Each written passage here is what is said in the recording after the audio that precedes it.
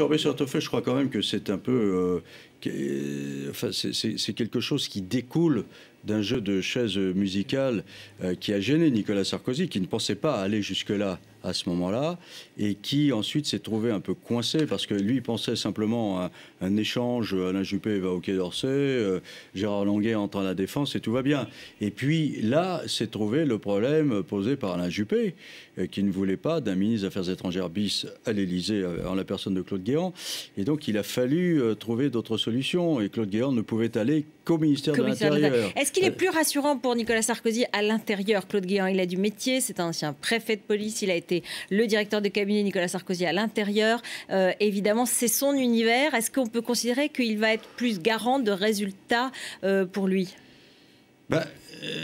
Brice Hortefeux, lui, considère qu'il a obtenu de très bons résultats, hein, que d'abord la délinquance a baissé, en tout cas ce sont ses chiffres, que finalement quand les préfets ont voulu ruer dans les brancards, il a calmé les choses très rapidement, même chose avec les CRS et même chose avec les gendarmes. Donc maintenant Claude Guéant, c'est quelqu'un qui connaît effectivement très bien le ministère de l'Intérieur, qui a toutes les ramifications possibles. Il a été directeur de la police nationale, donc il connaît tout ça par cœur.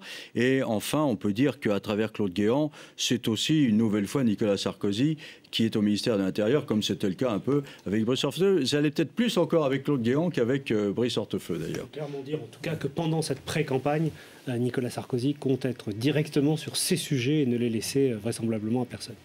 Voilà.